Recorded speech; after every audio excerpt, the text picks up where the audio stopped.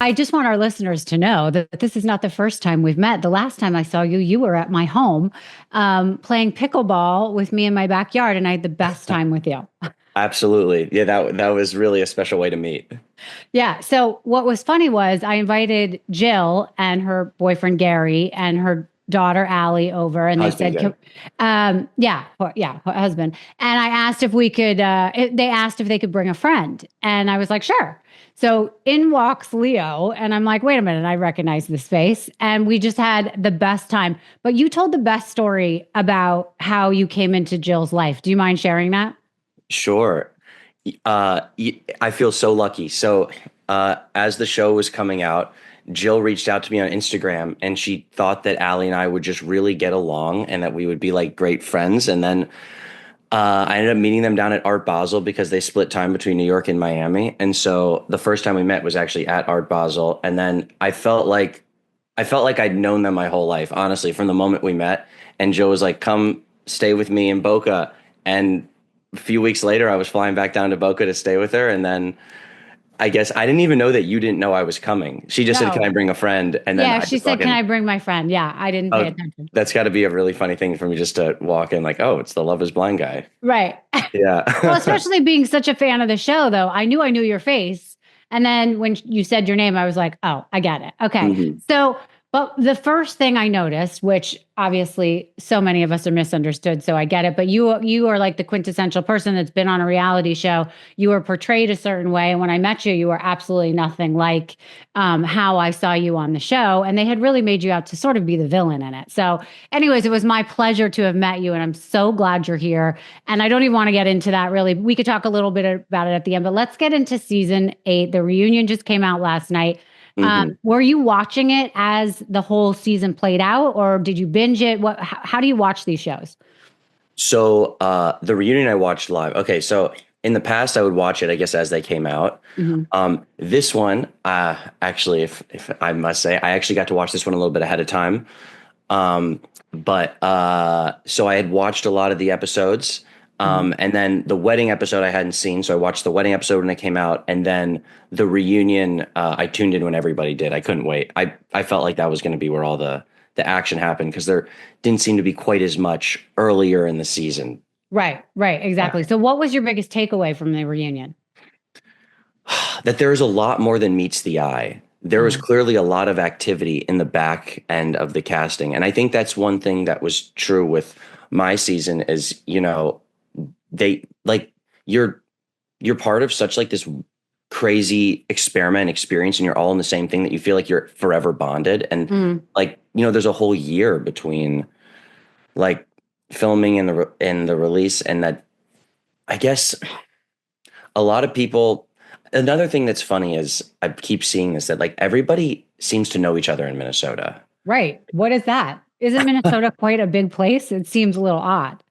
I guess it's just the culture because everybody stays there for generations. Oh, right. Yeah. Like I saw a TikToker and he was like, let me tell you how much everyone in Minnesota knows each other. He goes, Sarah. He's like, I went to prom with her. And then he goes, Molly, that's my cousin. Ben, I have like like my friends are coworkers with them. He like named off like 5 people. And he's like, that's just like an average person in Minneapolis. Oh, that's interesting. Yeah. Okay. Well, so here was my biggest takeaway from the Hmm. reunion that the women had the best makeup artist I've ever seen. Those Mm. girls looked phenomenal. Yeah. And Actually, yeah. I didn't understand. I knew it had been a year. I think some of them have probably done a lot of like Ozempic or whatever because their bodies looked completely different. And like I'm here for it. I thought they looked gorgeous, and I could not get over how like they were all radiating. So for me, that was what stopped me at first. The second thing was that there seemed to be a lot of animosity between them. Do you know what I mean? There was a lot of Hmm. kind of arguing and bickering. A lot of Yeah. the women jumping on the bandwagon to be mean to the guys. And then they also didn't like what was the girl with the nose ring and the blonde hair, and she came back at the picnic. Madison. Madison. A lot Yeah. of them seem to have a problem with her. I don't know. I just felt like there was a lot of nastiness that went on and a lot of resentment over the course of the year that they've haven't been filming. So I that was kind of my takeaway from that. Yeah, for sure. It's also interesting because some people like talk before the reunions and Mhm. try and hash things out, and some people don't. I think it's better for TV when they don't, but Yeah. I like, but it's interesting because I said this in another podcast. My like when I was in the reunion, for me, like Brittany and I were had already been good friends, but Hannah and me were the I would say was where I had like exploded at her, but I like called her before the reunion and we had this whole like apology. But it seems like a lot of them there had not necessarily spoken for a while and it was raw. Well, and I can't remember, but did that come out like that was manipulative that you guys had talked beforehand and apologized? And did you notice how last night they made it seem like, oh, well, you called me to try and, make me not say anything bad?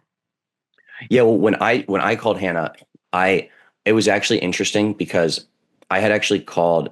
I was really on the fence about it, Mhm. and what I actually didn't want to do was I didn't like. I really did feel bad how I acted with her, and I didn't want to like when I called her, I was literally sobbing my eyes out. I didn't want to do that at the reunion because I felt like that in itself, even if it was genuine, almost is performative. It's like, oh, okay, now he cried. Like I almost wanted to give her the real one off camera because if someone gives you this heartfelt thing, you're like, really, you had a year to call me and you didn't call me. Right. I never told her like we never talked like what you can say or not say. Like that's up to them. But yeah, Right. I saw that with Ben. That was I honestly felt bad when I heard that they like because Jimmy had like given advice Right. to Ben, and then Jimmy's honestly, not necessarily the best person to be giving advice, don't you think?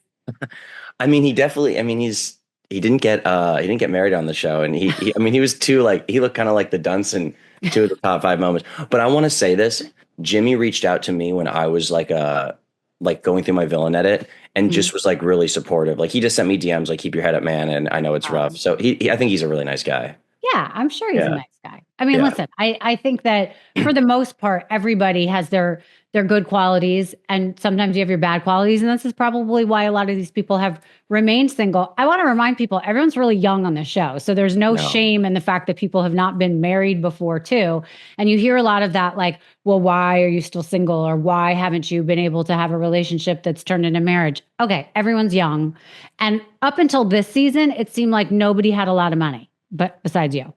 Do you know what I mean? So like so it seemed like every time you got to their apartments, they were living in like a studio apartment that might have been a Mm, hoarder's house that they had cleaned out for the show. This season, everyone seemed to have really nice apartments. Did you notice that? that's interesting. I didn't think about that, but yeah, everyone did seem to like have like yeah, everyone seemed to be living pretty decently. Yeah, living Yeah. better than in the past, which I've always said, I think it's really hard to put two people together, have them fall in love, and then have them come out and you have to think of real things. Finances is a real thing. I mean, you can't Yeah. act like you're not marrying somebody, like, definitely shouldn't marry somebody for money, but it's a factor in how you're going to move forward, especially when you are young and starting out. And if somebody is marrying someone that literally doesn't have a job or, is making 750 an hour, it's probably going to be a problem. So I think this season they really thought about that, and everyone seemed to have the ability. I mean, I heard a couple say they bought a house. Another couple was talking about how they wanted to buy a house. So, like, it seemed like everybody was somewhat wealthy, and wealthy is a strong word, but comfortable enough to be getting into a relationship that seems normal at that age. So, all right, let's go through the couples. First of all, did Sure. anyone surprise you on how it ended? Joey surprised me a little bit. Okay, remind Look, which one's Joey? Joey's the one with the long Oh, the hair. long hair. Right, right, The right. long hair. He's got the great Minnesota accent. Mhm. Um, I it seems the jury is out, but that he might have sent Madison a DM. Was it flirty? Was it friendly? Was it in between while he was engaged to Monica? That was just very surprising. I wouldn't have expected that. I expected him to have like zero drama. Um, Well, but I heard that too on the reunion, and I kind of thought I was bummed out that Madison wasn't like, okay, he's like, look at him, he's just trying to be friendly, and yeah, maybe it was inappropriate, but like he strikes me as someone who's just he was just trying to be friends, and I wished that Madison didn't seem like such a pot stirrer, and maybe he wanted more, but I doubt it. I mean, I don't know. They seemed into each other. They bothered me because they always giggled so much. I didn't think it was like a mature relationship. But at the same time, I didn't think it was as bad as when, what's her name? Monica. When Monica came out in the reunion and said, I'm so embarrassed the way it looked. You didn't want to be around me and everyone saw it but me. I didn't see that. I just thought that they weren't maybe, they were in the friend zone. Okay. It's not Mhm. terrible. Mhm. Yeah. But I felt like a lot of fingers were pointed at him. I mean, I was a little bit surprised at that, but did you think they were going to get engaged when they got up there? Oh, that they were gonna that I they were mean, gonna get get married, married? excuse me. Honestly, no. I think because I just saw. I feel like since I didn't see any deep conversations, it doesn't mean they didn't have them because there's so. I mean, goes without saying, but there's so much they don't show. Now, I'm less of an expert outside of the pods because I kind of was pods and reunion, so this is Right. me just figuring. But nonetheless, they didn't seem to have any of these like. Also, neither of them said "I love you." That's pretty hard to imagine marrying someone when neither of you said "I love you" to each See, other. I missed that the whole time and I heard that Yeah. later. What did they say? Love ya? Or they didn't I say don't it at think all? I don't think they just no L bombs dropped.